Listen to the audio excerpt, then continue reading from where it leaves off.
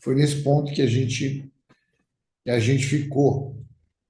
E hoje a gente vai começar a ler a partir do versículo 17 até o versículo 26. Então, nós vamos ler do 17 até o versículo 26.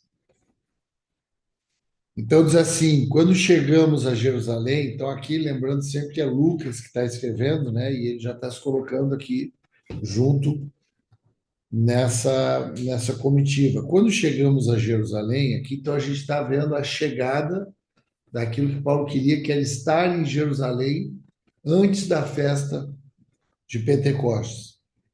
Os irmãos nos receberam com alegria. No dia seguinte, Paulo foi conosco encontrar-se com Tiago, e todos os presbíteros se reuniram. E tendo-os saudado, contou-lhes em detalhes o que Deus tinha feito entre os gentios por seu ministério. Ouvindo isso, eles deram glória a Deus e lhe disseram: Você percebe, irmão, que há milhares de judeus que creram e todos são zelosos da lei?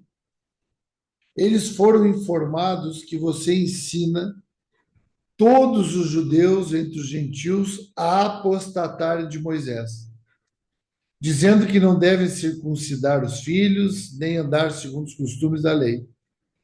Que faremos então? Certamente saberão que você já chegou. Faça, portanto, o que vamos dizer. Então, entre nós, 4 homens que voluntariamente fizeram um voto estão entre nós. Leve esses homens, participe da cerimônia de purificação com eles e pague a despesa deles, para que raspem a cabeça. Assim, todos saberão que não procede informação que receberam a respeito de você, e que, pelo contrário, você mesmo vive de conformidade com a lei. Quanto aos gentios que creram, já lhes transmitimos decisões para que se abstenham das coisas sacrificadas a ídolos, Eu estou tomando. do sangue, da carne de animais sufocados e da imoralidade sexual. Então, Paulo, levando aqueles homens, no dia seguinte, tendo se purificado com eles, entrou no templo, acertando o cumprimento dos dias da purificação, até que se fizesse oferta em favor de cada um deles. Amém. Até aqui. Então, queridos, então ele entra em Jerusalém com os irmãos, e a primeira coisa aqui que eu quero chamar a nossa atenção é a alegria com que eles são recebidos. Né? Como é importante assim essa chegada, né, dos missionários, né, e ser recebidos no ambiente com alegria, ser recebidos com fervor, ser recebidos com graça. Os irmãos chegam das viagens missionárias e tem ali um ambiente de receptividade, um ambiente de acolhimento pela parte dos outros trabalhadores dessa grande seara, que reconhecem ali humildemente como esses trabalhadores estão trabalhando para eles e voltam para se reencontrar. Então há um repartir de grande alegria. Então, como é importante a gente chegar nos lugares onde a gente sabe que existe essa grande alegria, na receptividade, é aquela junção de trabalhadores, né? Gente ali que não tem inveja, que não tem ciúmes, que está querendo mesmo ali saber daquilo que tem sido feito, do trabalho, dos frutos, né? Então, foram recebidos com grande alegria. E aqui é importante essa questão de eles serem recebidos com grande alegria, porque aqui a gente está, isso é bom a gente anotar, eles estão aqui há mais ou menos 35 dias viajando desde que eles saíram de Mileto. Então, eles estão há 35 dias de viagem no mar, de viagem por terra, até chegar em Jerusalém, contando de Mileto, quando eles se despediram dos presbíteros de Éfeso. E eles chegaram aqui faltava mais ou menos 5 dias para começar a festa de Pentecostes. E a importância deles terem sido recebidos com alegria é porque existe uma, uma, uma veia de pensamento que fala de um evangelho cristão, do cristianismo judaico e o cristianismo paulino. Seria um cristianismo mais voltado para as coisas da lei, o judaico, e o paulino mais voltado para as coisas que eliminam completamente a lei. E aqui a gente vê que não existia essa rivalidade, porque ele é recebido com alegria. Ele mesmo vindo ali, né, do mundo gentílico, né, que foi o evangelho, o cristianismo que prevaleceu, foi o evangelho gentílico e não o judaico. Tanto é que chegou até nós esse evangelho gentílico, porque nós somos gentios, nós não somos judeus. Só que aqui eles têm uma fusão de grande alegria. Eles se encontram aqui na alegria dos trabalhadores. Então aqui cai por terra essa tese, né, de alguns estudiosos, de alguns teólogos, né? Então ele chega ali e há essa alegria em Jerusalém. E depois a gente vê aqui também que um homem que ele é referido ali é Tiago. Esse Tiago aqui, ele não é o apóstolo Tiago. O apóstolo Tiago tinha morrido decapitado no início de Atos dos Apóstolos. Então é importante a gente saber que ele não era o apóstolo Tiago, ele é um presbítero. A gente já sabe, a gente entendeu, né, que os apóstolos eles foram gerando ali, eles não geraram outros apóstolos, né? Era uma doutrina dos apóstolos que ia gerando presbíteros, ia gerando bispos, ia gerando ali o governo agora, a partir do fundamento apostólico, gerava agora esse ambiente de governo de presbitério. E nesse momento, esse Tiago agora, ele é aquele Tiago que ele é o meio-irmão de Jesus.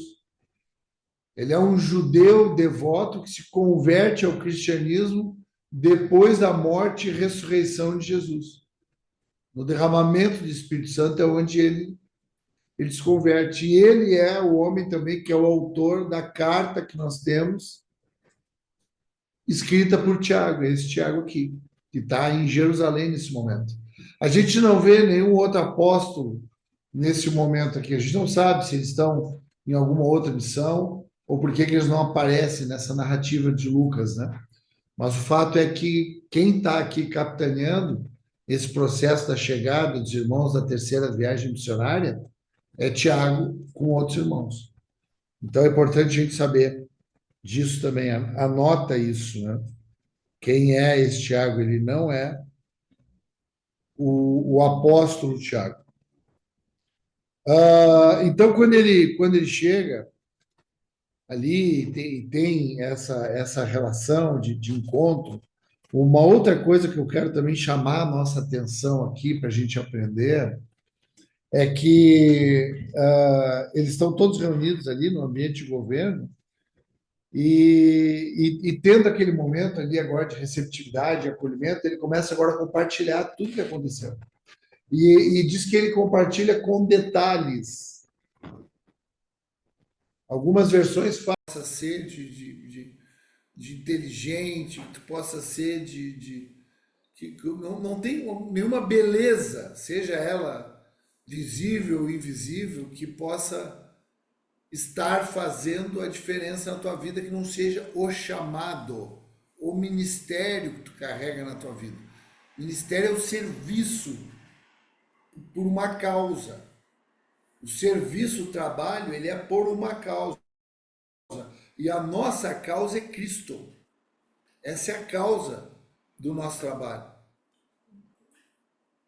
Então, é importante, por isso que é importante o detalhamento, a conversa, a riqueza. Paulo, quando sentou com eles ali, quando ele estava conversando com eles, ele estava contando tudo que aconteceu. Aqui nós estamos falando de uma relação de 12 a 14 anos de pregação no mundo gentílico, abrangendo ali a Ásia Menor, que compreendia a Galácia, a Macedônia, a Acaia, igrejas, quantos lugares, né, foram afetados, foram atingidos pelo Evangelho, quantos lugares que a gente está indo, irmãos, que a gente está falando.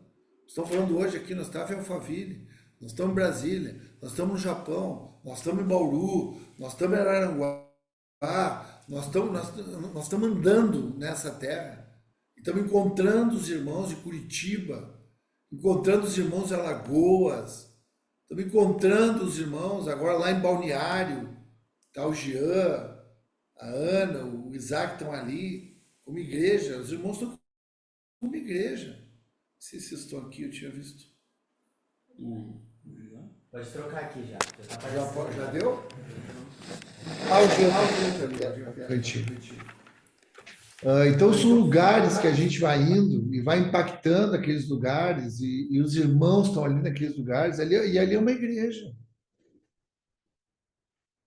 Independente de quantos irmãos tem, por isso que não importa. Às vezes a gente está acostumado a entender igreja quando tem um CNPJ aberto, quando tem uma relação institucional estabelecida, e não é isso, irmãos.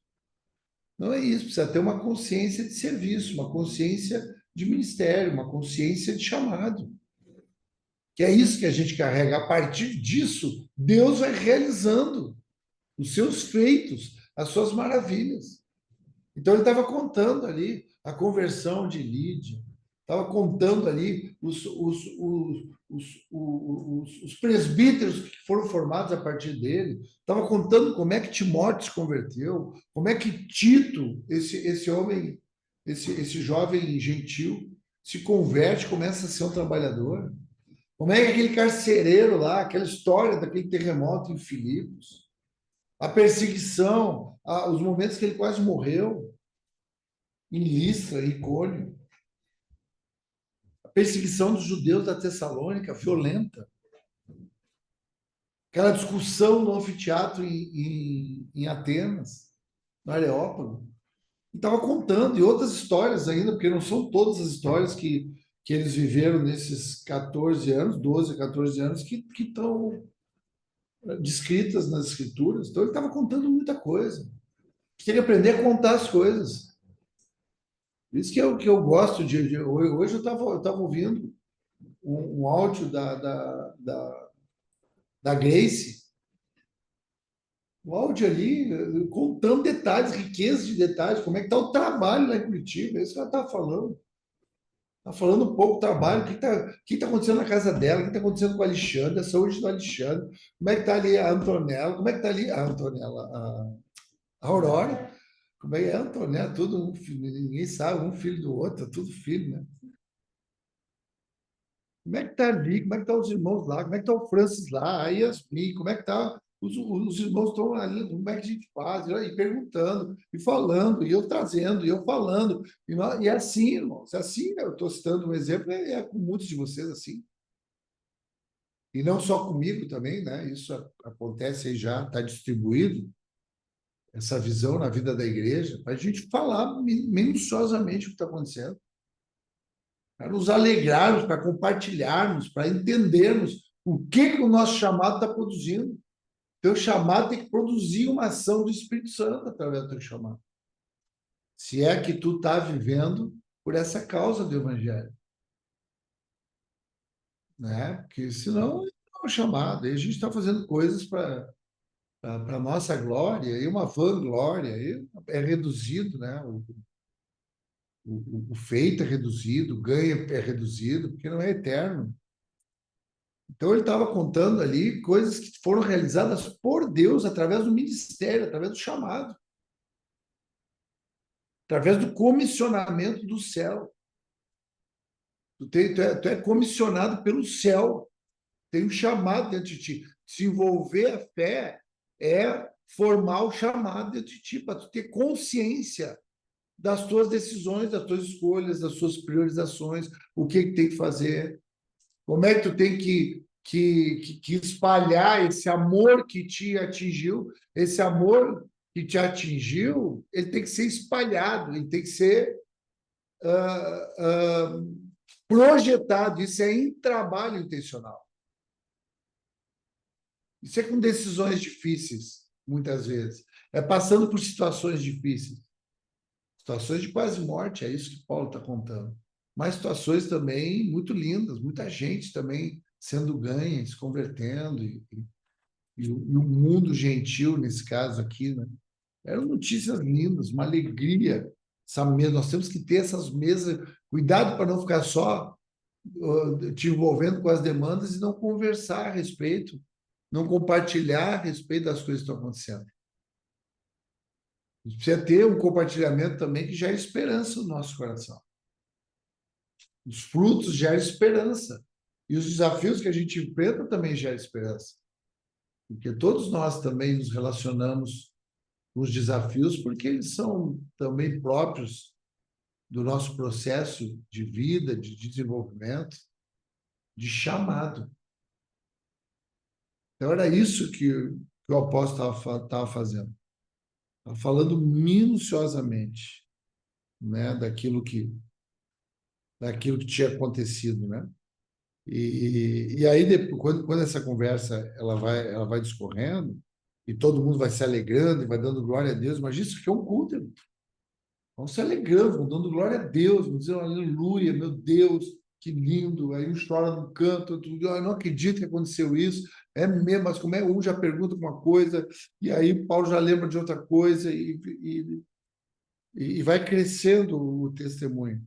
E aí, agora, vem o contraponto, né? A outra parte. Aí, agora, os judeus, cristãos que se converteram da Judéia, agora trazem para o Paulo o que está acontecendo lá em Jerusalém.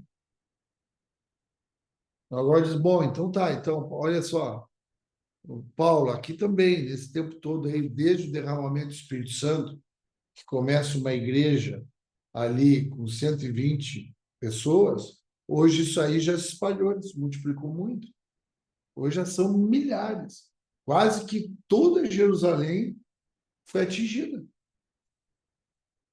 Muitos judeus se converteram ao cristianismo. Muita gente convertida aqui também. Então, tem um mover de Deus no mundo gentílico e tem um mover de Cristo no mundo judaico. E esse é o grande desafio, né, que Paulo estava enfrentando na sua caminhada, né, que era, depois a gente vê nas cartas dele, né, quais eram os problemas que tinham nas cartas, né, os problemas que tinham ali na igreja de Corinto, na Galácia, em Colossos, qual era o problema, o grande problema? Era sentar um gentil e um judeu na mesa.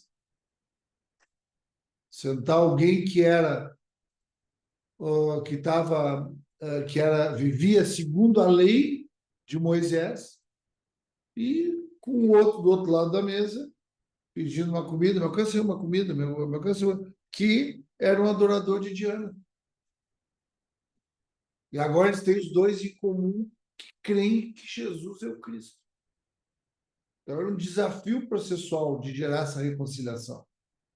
Paulo enfrentava isso. E agora os irmãos estão dizendo: olha, nós estamos aqui agora, tem muita gente que se converteu aqui e eles são zelosos da lei. Ou seja, esses aí que se converteram, eles ainda estão vivendo um processo. Então, eles ainda estão presos em algumas coisas da lei.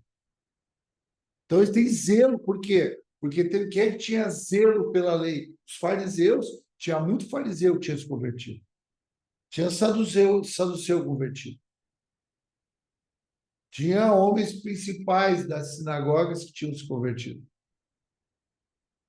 Tinha muita gente importante que tinha se convertido a Cristo, mas ainda carregava consigo algumas práticas judaicas ainda. Porque o processo de conversão na nossa vida, irmãos, que é esse processo de libertação da nossa mente escrava pela palavra, esse processo de cura da nossa alma, a nossa alma toda perturbada, cheia de iniquidade, esses sentimentos, isso é processual, a gente vive isso. Esse vai e volta, essas inconstâncias que a gente apresenta, isso aí é um processo da libertação pela palavra, pelo conhecimento da verdade.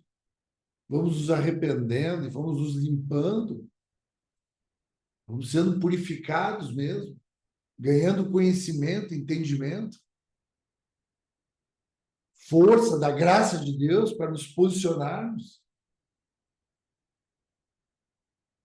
Então, os judeus estão ali, estão convertidos ao cristianismo, mas ainda eles têm, é isso que os irmãos estão dizendo, olha, Paulo, e aqui, e olha, eu vou te dizer uma coisa. E aí eles assim, e os boatos que eles ouvem a teu respeito é muito ruim. Os boatos, as coisas que eles ouvem, que os judeus aqui que se converteram ao cristianismo estão ouvindo, é que tu está apostatando da lei de Moisés. Que tu está lá no mundo gentio, falando para os judeus que eles não podem se circuncidar, os judeus da, da dispersão.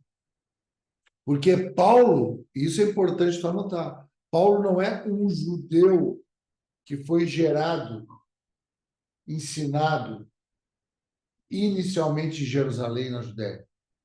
Ele é de Tarso. Ele é um gentil da dispersão. Então, ele é um gentil distante de Jerusalém, que é a região da Judéia. Então, ele aprende, os primeiros passos dele são lá. Depois ele vem, e aí ele faz ali o seu doutorado, por assim dizer, aos pés de Gamaliel, em Jerusalém. E aí ele começa a ser um perseguidor de cristão, aquela história toda que a gente conhece, até ele ser alcançado pela graça de Deus e se transformar num embaixador, numa autoridade, um apóstolo, um representante do cristianismo.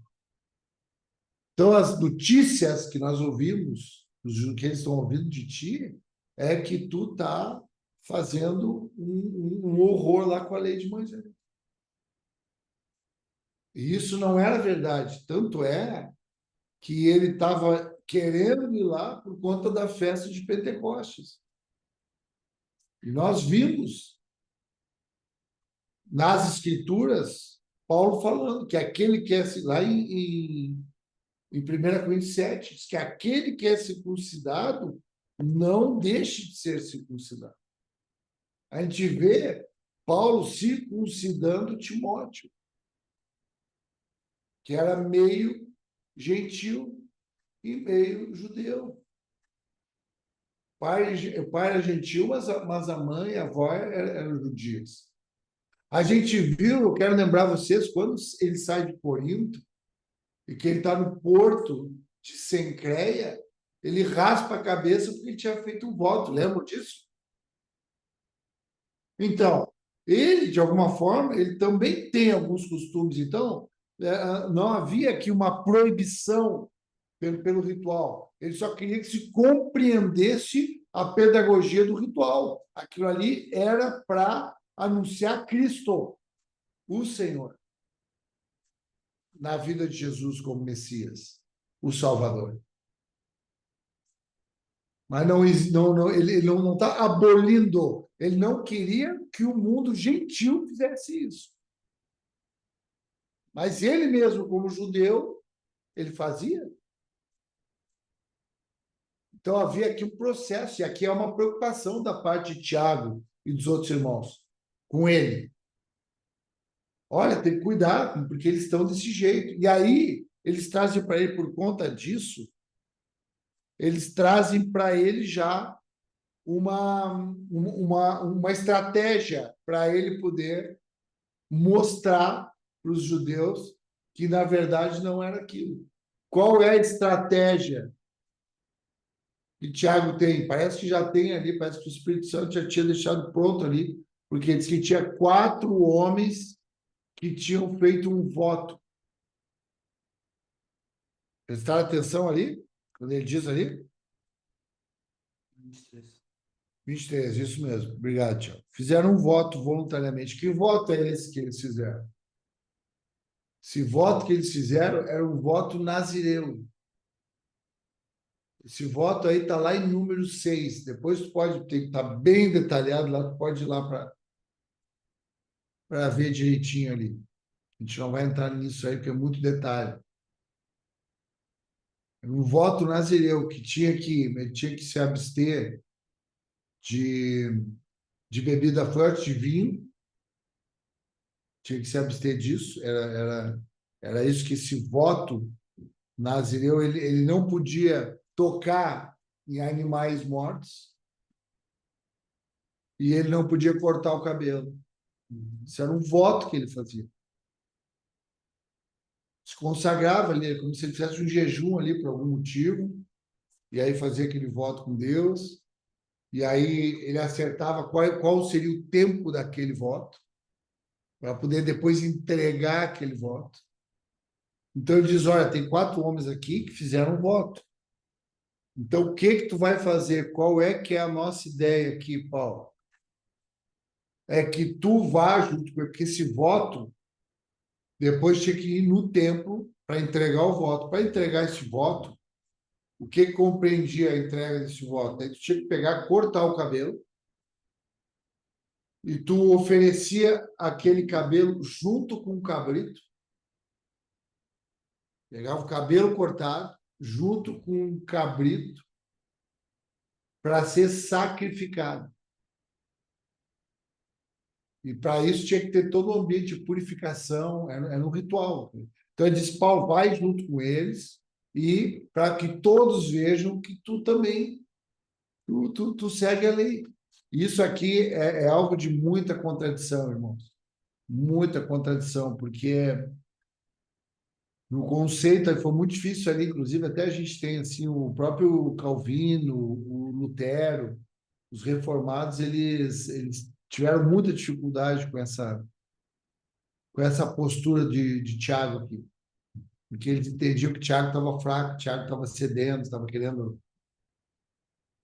Então, isso é bem contraditório, né? E eu nem quero entrar assim nesse mérito, que a gente pode conversar num outro momento a respeito disso, eu posso falar a minha posição em relação a isso.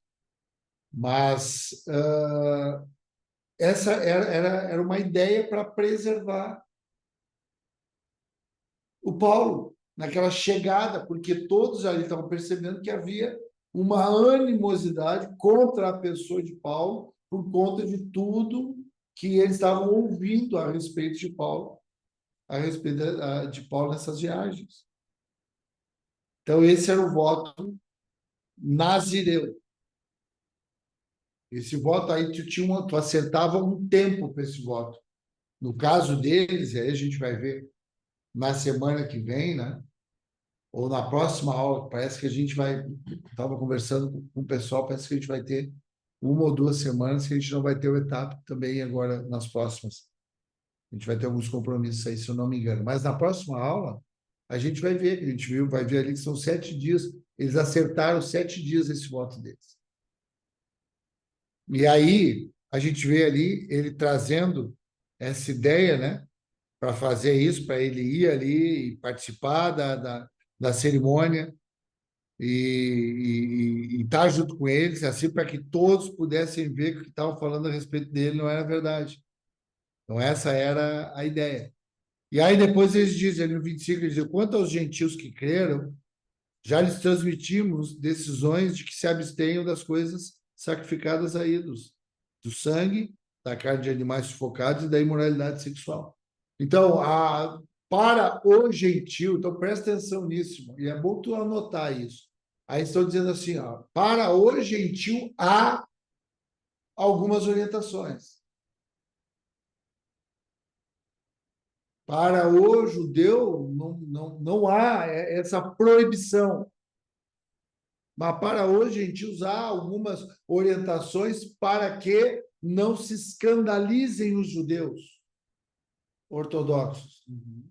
Então havia ali uma orientação para os gentios, que ficaram 3 coisas. A gente estudou isso já. A gente viu que foi falado no capítulo 15 do livro de Atos. Que eram as três coisas que ficaram. Anota aí. Que não podia, o que o gentil não podia, tinha que abrir mão, tinha que se abster nessa mesa relacional. Tinha que se abster da carne sacrificada a ídolos. A gente viu que tinha carne, né? Que eram sacrificados nos templos pagãos. Comida, essa aí tinha que se abster disso.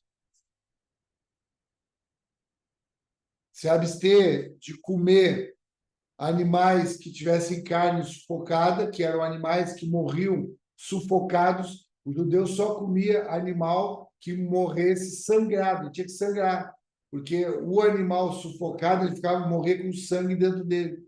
E aí não podia comer aquela carne. Por isso que a figura de Jesus, né? Se esvaindo, o sangue dele se esvaindo, o cordeiro, o animal se esvaindo para a gente comer dele, né? Santa Ceia, né? Porque não podia ser sufocado esse animal, tinha que ser sangrado. Então, só podia comer carne de animal que fosse morto e não tivesse sangue. Não podia ser um animal sufocado. E, principalmente, eles tinham que se abster das imoralidades sexuais. Porque esse era um grande problema do judeu em relação ao gentil, porque o gentil era liberado. A gente estudou, né? Que até nos próprios templos, nas próprias adorações, nós estudamos sobre as sacerdotisas cultuais, que eram prostitutas dentro dos templos. Então, isso era livre, era liberado. Diana, geralmente os deuses eles tinham o caráter de deus da fertilidade, e aí já promovia-se orgias. Isso era um escândalo para o judeu, porque o judeu sempre teve a orientação para o recato. A lei tinha uma orientação clara para se viver de forma recatada com relação à imoralidade. Então, isso era um grande problema na mente desse gentil que se convertia ao cristianismo quando ele convivia com o gentil. Então, essas três coisas foram as coisas que ficaram para que eles pudessem ter esse grau de convivência, né?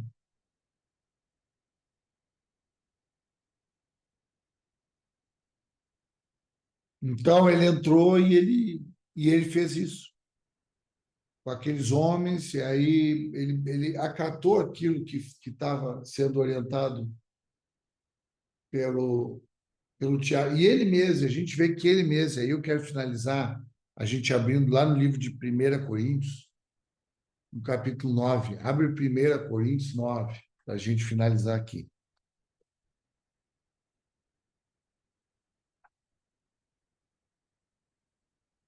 E uma coisa que ele tinha que fazer, Paulo tinha que fazer também, era acertar, apagar esse, porque ali tinha um preço ali, né?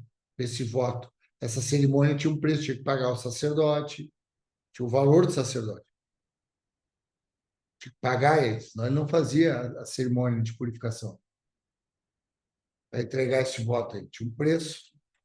Desde aquela época tinha um preço. Tinha que pagar, tinha que comprar o cordeiro, tinha um preço. Aí ele diz, Paulo, vai lá e paga para eles. Paga esse preço para eles, para que todos vejam que toda essa conversa aí, que tu é contra a lei de Moisés, não é verdade. E aí, lá no livro de 1 Coríntios, no capítulo 9, a gente tem claramente aqui qual é a consciência do apóstolo Paulo no que diz respeito a essas coisas que ele estava sendo acusado. No versículo 19 do capítulo 9 de 1 Coríntios, diz assim: porque sendo livre de todos, fiz-me escravo de todos, a fim de ganhar o maior número possível. Para com os judeus, fiz-me como judeu.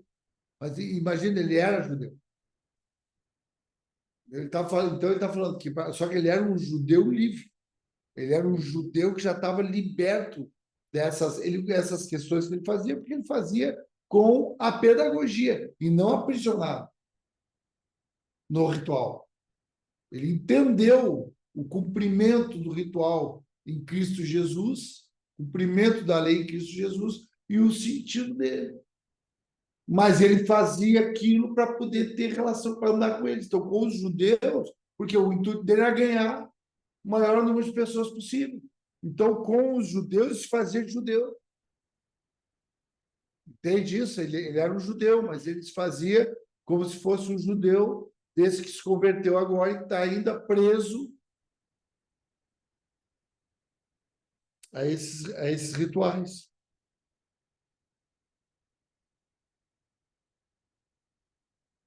A fim de ganhar os judeus para os que vivem sob o regime da lei, como eu mesmo assim vivesse. Para ganhar os que vivem debaixo da lei, aprisionados na lei, né? Embora eu não esteja debaixo da lei, ele não está com essa prisão. Ao sem lei, presta atenção nisso, irmãos.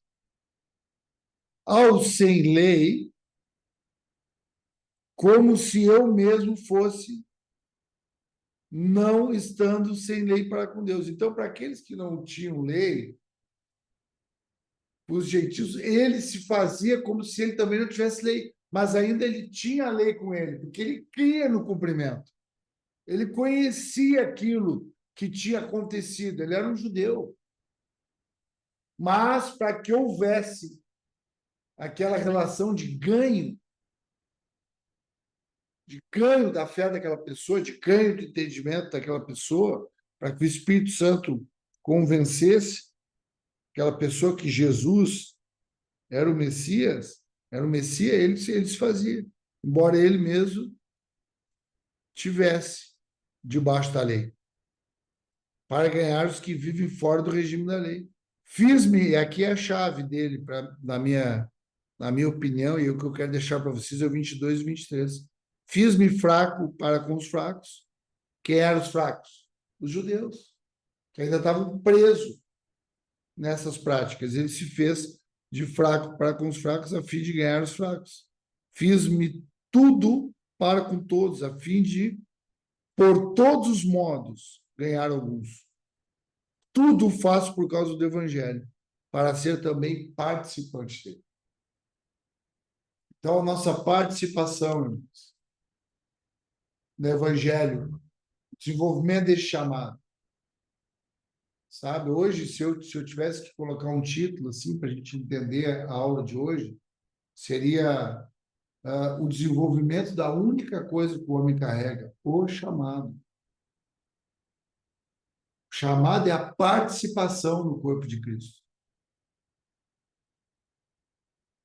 Se tu estiver desenvolvendo o teu chamado, tu é um participante. E desenvolver o chamado é tu querer que as pessoas, tu fazer de tudo para que alguns sejam ganhos, para que alguns sejam convencidos pelo Espírito, através do chamado, para que o chamado seja a causa da tua vida. Então, não é questão de se faz coisa certa ou faz errada, que ter consciência de chamado, responsabilidade com o ministério. O propósito está no chamado, o amor está no chamado, a participação no corpo de Cristo está no chamado, bem desenvolvido. Essa consciência, fazer de tudo. Então, essa é a chegada dele, né? Do apóstolo Paulo, dos irmãos, chegando da viagem missionária em Jerusalém, muita alegria. Mas depois, agora, a gente vai começar a vir muita aflição. No decorrer dessa caminhada, agora vai começar a coisa a ficar bem aflitiva, angustiante. Porque é assim que o teu chamado vai desenvolver, no meio dessas aflições aí. Mas a promessa é que se tu tiver no Senhor, meu irmão e minha irmã, tu vai ter bom ânimo. Bom ânimo por todas as aflições que o mundo pode apresentar. Porque Cristo Jesus venceu o mundo. Essa é a vitória que vence o mundo, a nossa fé. Amém, queridos? Graças a Deus. Muito bom. Até aqui.